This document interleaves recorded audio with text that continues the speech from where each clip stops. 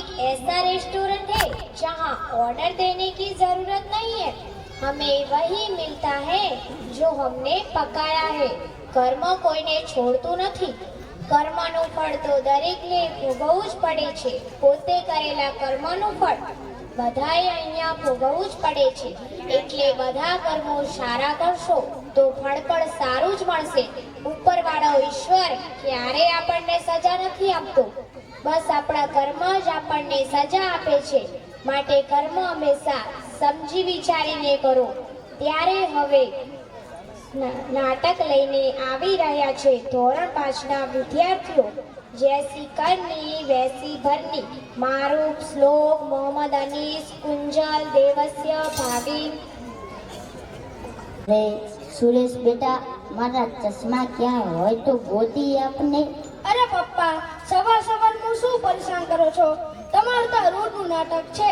અહીં તો રાખ્યા હતા। તમે તો નાકમાં દમ કરીને રાખ્યો છે। તમારા ચશ્મા તમને પણ નથી ખબર? રોહનની મમ્મી, પપ્પાના ચશ્મા ગોતીને પપ્પાને આપને। પપ્પાનું રોજ રોજનું નાટક છે। હું જમવાનું બનાવું છું, તમે જ ગોતીને આપો। જલ્દી ગોતીને આપજો ને કે બધો સામાન આમ તેમ કરી દેશે। અરે રે, આ ડોસાનું શું થશે? તમારા ચશ્મા આમ તેમ મૂકી બધાને પરેશાન કરો છો। આ સામે તો પડ્યા, હાલો।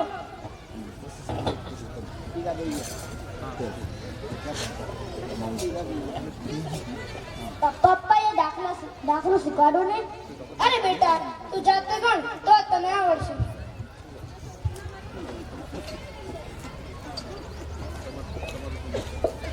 હા પપ્પા, જગા કરી। અરે બેટા, વાગ્યું તો નથી ને? ના પપ્પા, નથી વાગ્યું। ધ્યાન રાખ। અરે યાર, કેમ છે? હા યાર, આવ આવ, બેસ। તું ખેડિયત છે ને? હા યાર, જિંદગી જીવી રહ્યા છીએ। કેમ પપ્પા, તમે ઉધરસ ખાવું બંધ કરશો?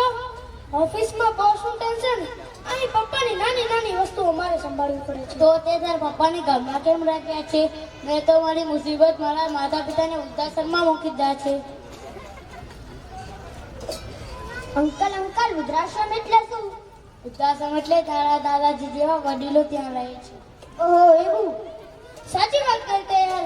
હું મારા પિતાજીને વૃદ્ધાશ્રમ મૂકી આવીશ। અચ્છા, તો હું જાઉં છું, મારે ઓફિસ માટે મોડું થાય છે।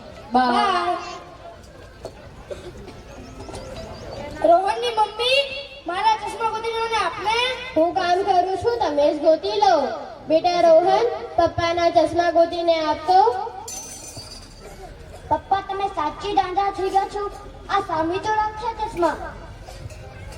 હાલો, ખબર નથી તમારાથી ક્યારે છુટકારો મળશે। તમે પણ જલ્દી ભૂત થઈ જાઓ, પણ તમને વૃદ્ધાશ્રમમાં મૂકી આવીશ।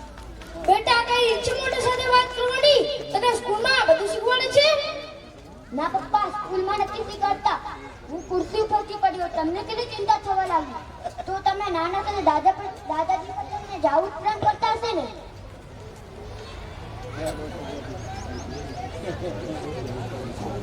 રોહન બેટા, માતા પિતા સાથે આવું વર્તન ના કરાય। માતા પિતાનો હંમેશા આદર કરવો જોઈએ। દાદાજી, તમે તો મારા પપ્પાને પપ્પા છો, પણ મારા પપ્પા તમારો આદર કેમ નથી કરતા? પપ્પા, મને માફ કરી દો, મારાથી ભૂલ થઈ ગઈ। હું તમને વૃદ્ધાશ્રમ નહીં મૂકું। સુરેશ બેટા, ઊભો થઈ જા। સુરેશ બેટા, માતા પિતા તો હંમેશા સંતાનોને માફ જ કરતા હોય છે।